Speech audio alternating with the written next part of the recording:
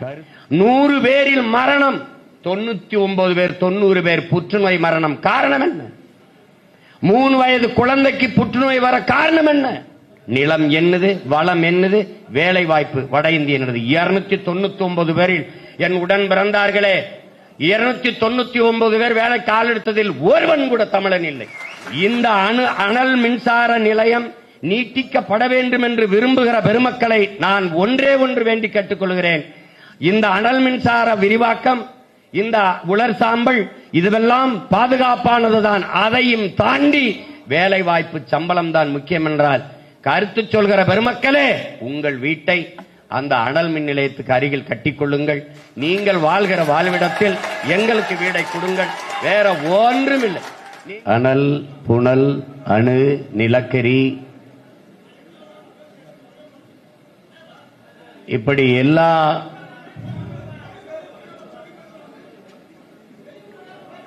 மின் உற்பத்தி திட்டங்களும்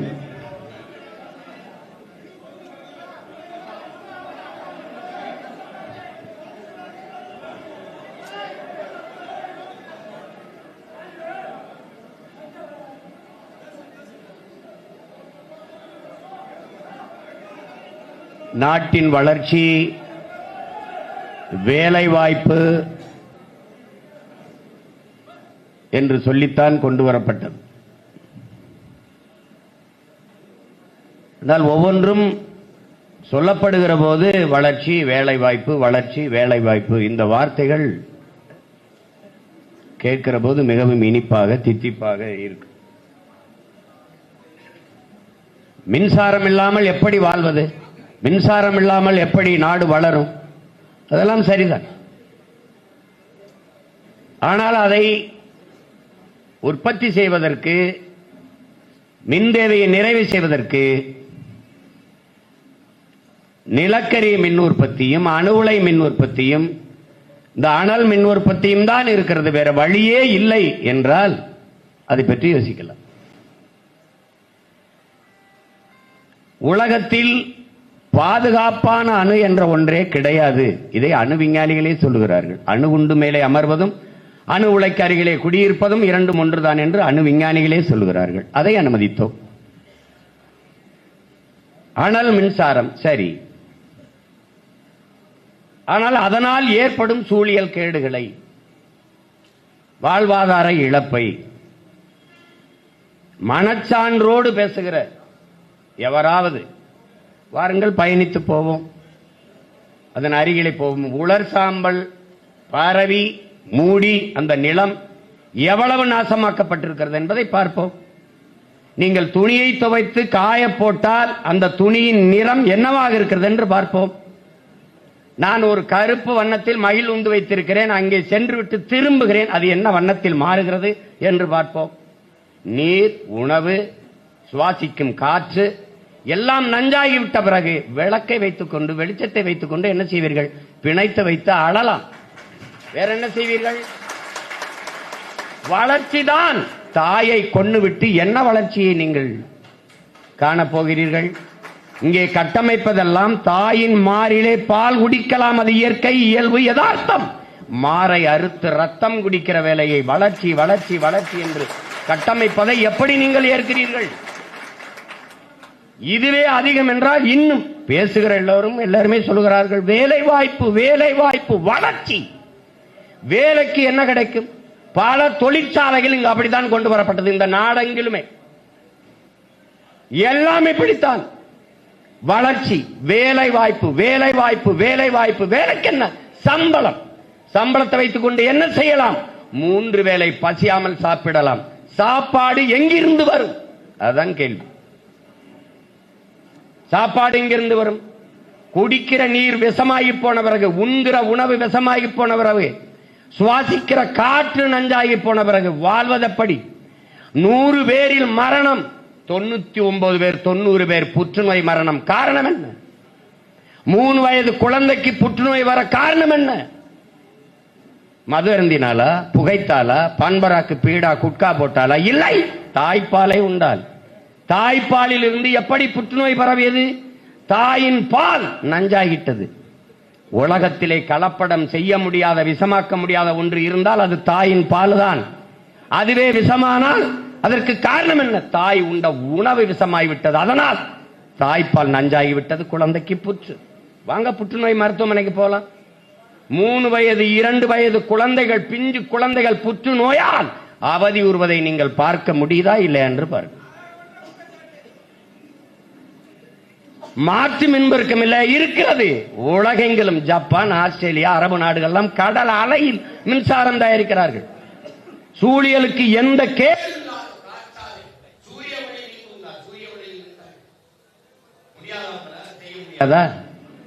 செய்ய முடியாதா? நெய்வேலி பழுப்பு நிலக்கரி, அந்த நிலம் யாருடையது? தொடங்கி வைத்தவன் எவன்? நம்முடைய தாத்தன் ஜம்புலிங்கம் முதலியார். தன்னுடைய சொந்த நிலத்தை கிணறு தோண்டும் போது கருப்பாக வருகிறது. இது என்ன? அன்றைய முதல்வர் ஐயா காமராஜரோட காட்டும் போது, ஆய்வு செய்த போது நிலக்கரி என்று தெரிய வருகிறது. இது நம்மிடத்தில் இருப்பதிலே நாட்டிடத்தில் இருப்பது நாட்டு மக்களுக்கு நல்லது என்ற அன்றைய பிரதமர் ஐயா நேரிடத்தில் என்று கொடுத்தார்கள். தன்னுடைய சொந்த நிலத்தை 500 ஏக்கரை இந்த நாட்டின் நலனுக்காக கொடுத்தவன் நம்முடைய தாத்தா ஜம்புலிங்க முதலியார் அவர்கள். அதிலிருந்து இன்றைக்கு இந்தியாவிலே 81 விழுக்காடு நிலக்கரி உள்ள ஒரே மாநிலம் தமிழ்நாடு. நம்முடைய நிலம் அவ்வளவு வளம் கொளிக்கிற நிறைந்த நிலம். இன்றைக்கு தோண்டி தோண்டி 60,000 ஏக்கரை எடுத்திருக்கிறார்கள். நிலம் என்னது, வளம் என்னது, வேலை வாய்ப்பு வட இந்திய 299 பேரில் என் உடன் பிறந்தார்களே, 299 பேர் வேலை கால் எடுத்ததில் ஒருவன் கூட தமிழன் இல்லை. நிலம் என்னது, வளம் என்னது. வாழ்விடத்தை விட்டு வெளியேறியவன் நான். சொந்த நிலத்திலே அகதியானவன் நான். வெளியேறி நின்ன வேலை வாய்ப்பு அவனுக்கு.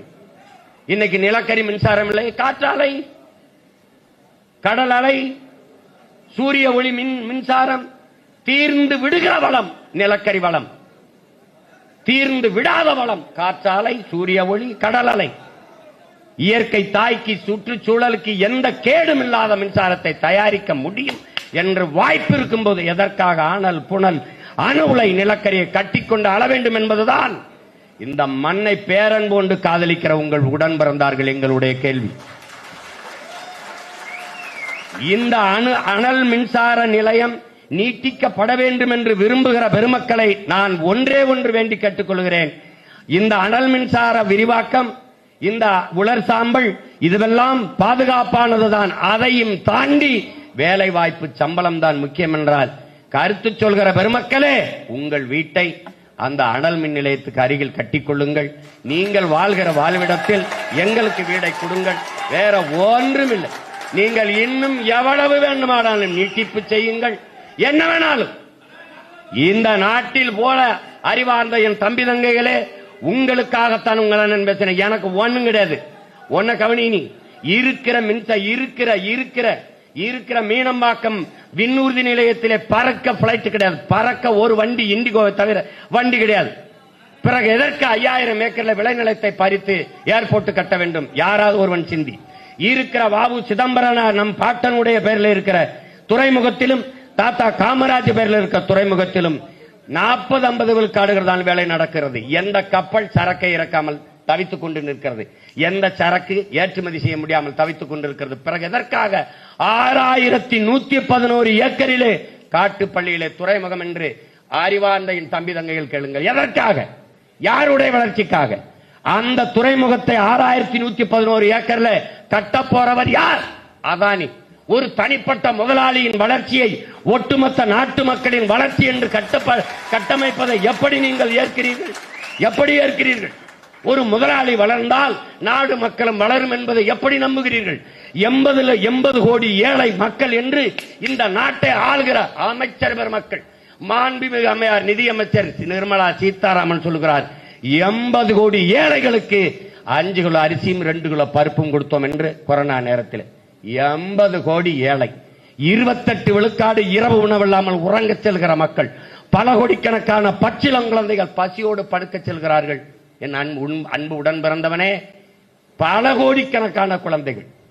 இந்த வளர்ச்சியை சொல்கிற பெருமக்கள், இரவு உணவில்லாமல் என் நாட்டு குடிமக்கள் உறங்க செல்ல மாட்டார்கள், பசி இல்லாத பச்சிளங்குழந்தைகள் படுக்க செல்வார்கள் என்ற உறுதியை தர முடியும் என்றால், நீங்க எத்தனை அணு உலையும் கட்டுங்கள், எவ்வளவு அனல் மின் நிலையத்தையும் கொண்டு வாருங்கள், ஒரு பிரச்சனையும் இல்லை. ஒண்ணுமில்லை, மாற்றே இல்லையே. வேற எப்படி மின்சாரம்? உங்களிடத்திலே கேட்கிறேன், அணு உலை கண்டுபிடிக்கப்பட்டது மின்சார உற்பத்திக்காகவா, இல்ல மின்சாரம் கண்டுபிடிக்கப்பட்டது அணு உலையாலையா? சொல்லுங்க நீங்க.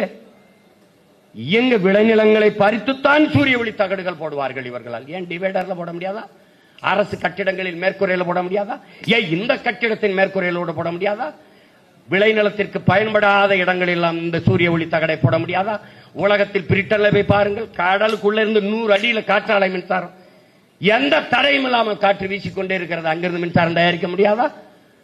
எத்தனை பாலைவனம், இந்த பாலைவனங்கள், தார் பாலைவனம், ராஜஸ்தான், இந்த பாலைவனங்களில் எல்லாம் 365 நாளில் 300 நாட்கள் மேக தடையின்றி சூரிய ஒளி கிடைக்கிறது. அங்க சூரிய ஒளி தகட போடு. யாரு கேட்டா? யாரு கேட்டா? அந்த தகடை கழுவ தண்ணி தானே. கடல் நீரை சுத்திகரித்து குடிக்க கொடுக்கிற நீ அந்த தகடை கழுவ தண்ணியை நீ கொண்டு போக முடியாதா? கொண்டு போக முடியாதா? விளைநிலத்தை பறிச்சுதான் சூரிய ஒளியில் மின்புங்க அமைப்பியா? அது அந்த விளை நிலத்துலதான் காற்றாலை மின்சாரமா? அறிவார்ந்த தம்பி தங்கைகளே, அனல் மின்சாரம் சூரியலுக்கு கேடு, அரசிடத்தில் இருக்கும். அணு உலை சூரிய சூழ்நிலைக்கு கேடு. வெடித்தால் வாழவே முடியாது. இங்க பார், போர் நடந்து பேரழிவு நடந்த பிறகு கூட மக்களை குடியேற்றி விட முடியும். ஆனால் அணு உலை, இந்த நிலக்கரி இதெல்லாம் எடுத்த இடத்தில், நிலக்கரி அணு உலை வெடித்த இடத்தில் மக்களை மறுபடி குடியேற்ற முடியாது. இதை நல்லா கவனிச்சுக்க. நீ வச்சிருக்கியே இந்த இடிந்த கரையில் அணு உலை, செர்னோபிலில் 1986 வெடித்தது. 1,00,000 ஆண்டுக்கு இதன் பக்கத்தில் வராது என்று எழுதி வைத்து விட்டு போய்விட்டார்கள். இந்த புகுஷிமால வெடித்தது, அந்த பக்கத்தில் பல ஆயிரம் கிலோமீட்டர் தூரத்தில் மேய்கிற பன்னியின் கரியில கதிர் வச்சிருக்கின்றான்.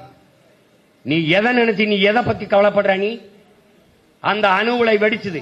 அது இந்த அணு உலை, ஆபத்தான அணு உலை இங்க இந்த நம்ம நாட்டுக்கு வந்தது. கேரளாவில் அணு உலை கொண்டு வந்தார்கள். உடன் பிறந்தவனே, கேரளாவில் அணு உலை வரக்கூடாது என்று எதிர்த்தவர்கள் இந்த நாட்டை ஆளுகிற கம்யூனிஸ்டுகள், அந்த நாட்டை ஆளுகிற காங்கிரஸ் கட்சி. ஏன்? அவன் ஒரே வார்த்தை சொன்னான், நான் வெளிச்சத்தில் வாழ்வதை விடவும் உயிரோட வாழ்வது முதன்மையானது. அதனால இங்க வரல. ஆனால் இந்த நிலத்தில் நட்ட இந்த அணு உலை மின்சாரம் ஆபத்தானது. நான் கத்துறேன், ஏன் நீ அரசு வச்சுக்கிற? அனல் மின்சாரம் உலர் சாம்பலை கொட்டுது, பேராபத்து, சூழியலுக்கு கேடு, வாழ்விடத்தை நாசமாக்குது. கத்துறேன், அரசு வச்சுக்கிற. ஆனால் சூழியலுக்கு எந்த கேடும் இல்லாத இந்த காற்றாலை மின்சாரம், இந்த சூரிய ஒளி மின்சாரம் எல்லாவற்றையும் தனியார் முதலாளிகளுக்கு ஒப்பந்தம் கொடுக்க காரணம் என்ன? ஏன் காற்றாலை மின்சாரத்தை அரசு செய்வதில்லை? ஏன் சூரிய ஒளி மின்சாரத்தை அரசு செய்வதில்லை? யாராவது பதில் சொல்லு. ஏன்? இந்த மின்சாரங்கள் உற்பத்தி நிலையங்கள் ஆபத்து. எதிர்த்து போராடினால் என் மீது வழக்கு போடலாம், சுட்டுக் கொள்ளலாம், சிறைப்படுத்தலாம். ஆனால் தனியார் முதலாளிகள் ஆபத்து இல்லை, நாங்க போராட முடியாதுல்ல. எங்க ஊர் கமிதியிலே 5000 ஏக்கரில் சூரிய ஒளியில் மின்சாரம் தயாரிக்கிற பூங்காமை அமைத்திருக்கிற பெருந்தகை இந்த நாட்டின் முதன்மை பணக்காரர் ஐயா அதானி. 4000 ஏக்கரை எடுத்து கொடுத்த பெருமகள் அம்மையார் ஜெயலலிதா அவர். என் சொந்த ஊர்ல 4100 கோடி தான் முதலீடு செஞ்சிருக்காரு. அந்த பணம் நம்ம அரசுகிட்ட இல்லையா? என்ன தெரியுமா? 7 மத்த மாநிலங்களில் 5 ரூபாய்க்கு ஒரு அலகு மின்சாரம் வாங்கிக் கொள்கிற நிலைமையில் 5 ரூபாய்க்கு தான் கொடுக்கிறார் அதானி. இந்த நாட்டின் நிலத்தை கொடுத்து, நிலத்தடி நீரை எவனவளாலும் உறிஞ்சிக் கொள்ளலாம் என்ற அனுமதியை கொடுத்து, எல்லாம் கொடுத்து ஒரு யூனிட் மின்சாரம் 7 ரூபாய்க்கு எடுத்துக் கொள்கிறோம் என்று ஒப்பந்தம் போட்ட பெருமக்கள் இந்த ஆட்சியாளர்கள். உனக்கு மின்துறையில எவ்வளவு கோடி, எவ்வளவு லட்சம் இழப்பீடு இருக்கு தெரியுமா? 1,30,000 கோடிக்கு மேல இழப்பீடு. மின் கட்டணம் உயருது, சொத்து வரி உயருதுன்னா நீ ஒண்ணு இல்ல, நீ வாழ்ந்துக்க. நீ அனல் மின்சாரத்தை போடு, அணு உலை மின்சாரத்தை போடு, நிலக்கரி ஏடு. ஆனால் ஒரு நாள் வாழ்வதற்கு இடம் இல்லை என்று வரும்போது எங்களை தேடு. நான் இருந்தா வாரேன், இல்லைன்னா போ. உலர் சாம்பலினுடைய நீ சும்மா போகும்போது இங்க பாரு, நீ காற்றை சுவாசிக்கவில்லை என் உடன் பிறந்தவனே, கந்தக தூசியை சுவாசிக்கிறாய். கார் வெளியிடுகிற நச்சு புகையை கட்டுப்படுத்த 6 மரம் தேவை. எத்தனை லட்சம் கார் ஓடுது, எவ்வளவு மரம் வைத்திருக்கிறாய்? ஒரு மனிதனுக்கு 422 மரம் தேவை. நீ எவ்வளவு மரம் வச்சிருக்காய்? உன் நாடே சொல்லுது 28 மரம் தான் ஒரு மனிதனுக்கு இருக்கு. இருக்கா? யோசிச்சு பாத்துக்க. நீ இருக்கா?